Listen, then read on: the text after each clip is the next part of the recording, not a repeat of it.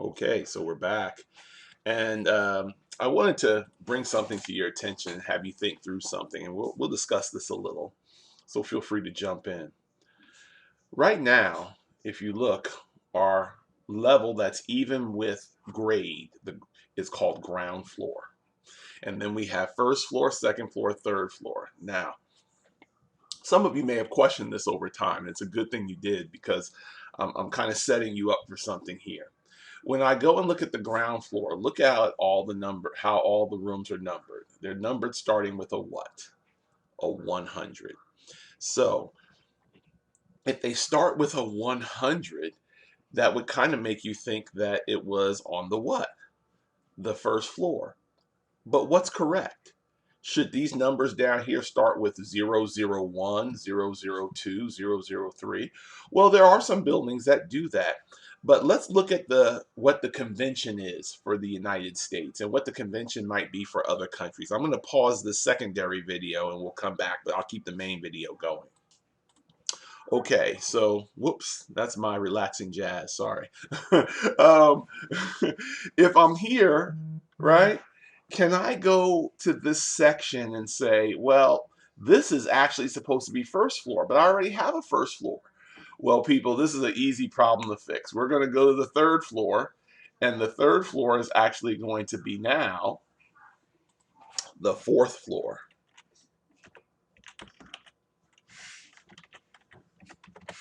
The fourth floor, right? Yes, rename the views. The second floor, you guessed it, people, is going to become the third floor.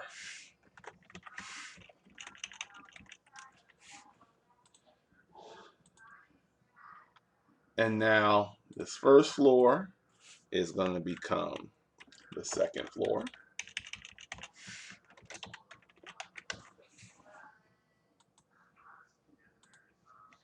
So easy in Revit to do. And then this ground floor is going to be what? It's going to be first floor.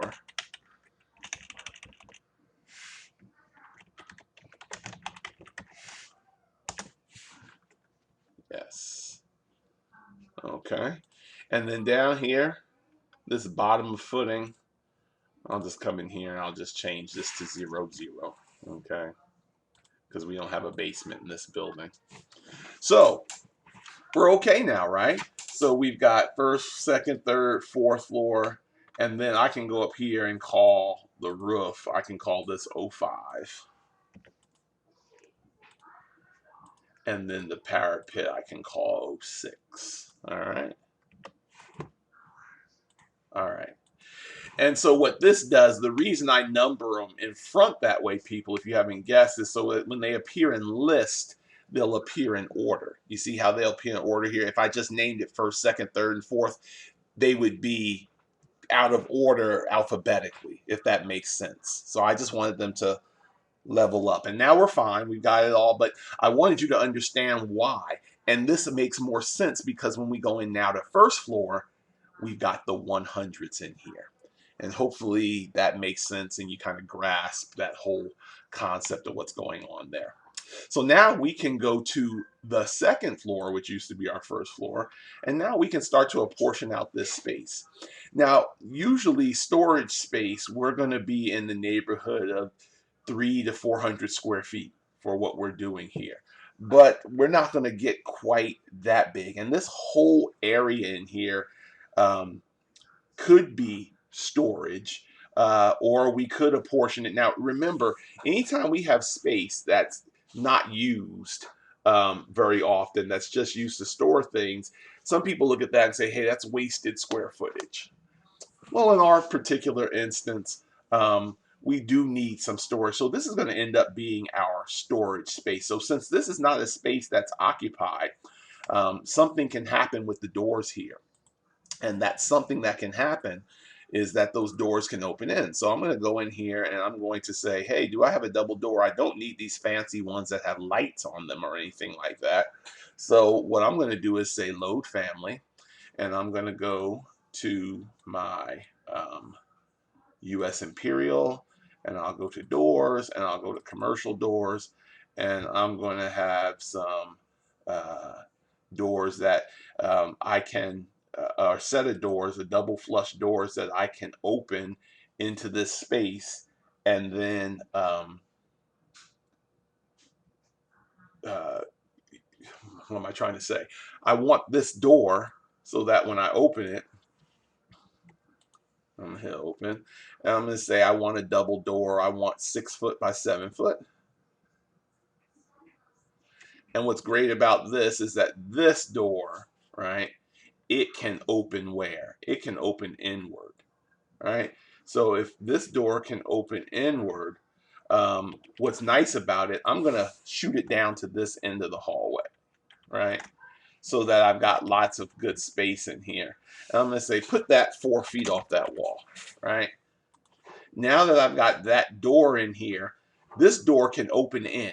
Why do you think this door can open in? Somebody tell me. Why can this door open inward like this?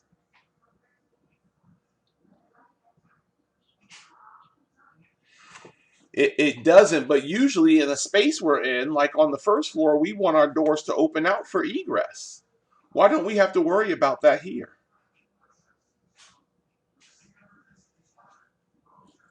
Good, John. This is just storage space. And since it's just storage space, we can open those doors in. We don't have to worry about somebody having to get out. And that gives us more space on the floor for our eventual storage, okay?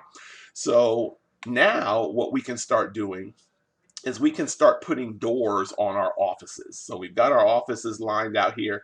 I'm going to go ahead, now that I know what my dimensions are here, I'm going to just delete some of these dimensions for the time being. I could have just turned them off, but it's okay. I'm going to delete them. And what I'm going to do is I'm going to go, I'm going to get a special door here because we want people to be able to kind of see in these offices with doors and windows. That's kind of what we like about, and we don't want, we want to encourage interaction even with people that have offices. And when we can see into an office, a person is more tending to do what? If there's no, if there's just a plain old door on this hallway, and let's show that example. Let's go in here and put door, and let's just put in load family under the commercial doors. If I just put a single flush door in here, right, 3684, and I put this door right here, right, it opens in, okay. Um, if I do that, and then I do a little elevation view here, because we're going to have an elevation here. So let's go to view, and let's go to elevation, and then let's do an interior elevation. All right. And I come in here, and I double click this. There's my door at the end of the hallway. It doesn't encourage anything, right? If I walk by here and there's a door, right? On your bedroom door, yes, you want a door that you can't see into or see through. But in an office environment, we tend to want to make sure more we have doors that are what? That encourage interaction and that encourage people to actually do their work instead of just hiding in here where they can't be seen. So what I'm going to do is go insert load family, and I'm going to get this, let's see, which one of these? How about a single full light? Yeah, that's a good one probably to use in here. 3684, right? So now I can click that, and 3684 passage full light. Now we can kind of see a little better what's going on here, right? And that's kind of what we want. We definitely want something like that. So I'm going to pull that out. Now I've got my door in there. Now I probably want maybe a couple of windows in here too. So let me go here to the second floor. That's the way I want my door to read.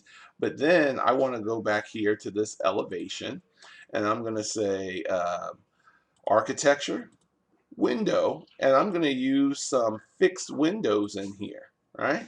See these fixed windows? And I'm just going to drop one right here right now, right? And I'm going to align, right? to the top of this, that window, right? Now, some people might be like, you know, these don't really match all that well. Well, we're not worried about what these necessarily look like in this elevation, because when we go back to this plan, we can see now we've got that window in there, right? We'll flip that out. There's our glass. So again, go back to our elevation. And that one window in there is sufficient. That door and that window encourage someone in this office not necessarily to be doing something that they should not be doing. Okay, so that's how we're going to kind of handle that. Now, I'm also going to grab these. I'm going to say I want this to be maybe, I don't know, 3 foot, or no, you know what, 2 foot will work. And the reason I'm doing that is what I'm looking at, people, in real life. If I was to come in here and put a dimension on here, you know, from here to here, that's really not enough space to what am I trying to say, to get my rough framing done. That's not realistic. And I want you to see those kinds of situations. You would at least want 6 inches in here, right? So the reason I have it close is because that maximizes the floor space that I have in here right now. And so what I want to do is make sure that when I go and put these doors in, that they're a decent distance from the wall, so that the carpenters, when they come in and do their rough framing, they can actually frame this so this door can get in there. So what I'm going to do in the next video is get that portion of it right. And so once you get caught up to me here, you'll know the right door to use. That commercial door past its single full light, and then that regular fixed window. And we might go back and reinvestigate and see if we can make this more one of those floor, make this window a little taller. We can probably adjust that family to do that, but we'll pick up in the next video and actually do that, okay? And I'll give you about 5 minutes or so to kind of get caught up while I post the video, and then we'll keep going from there.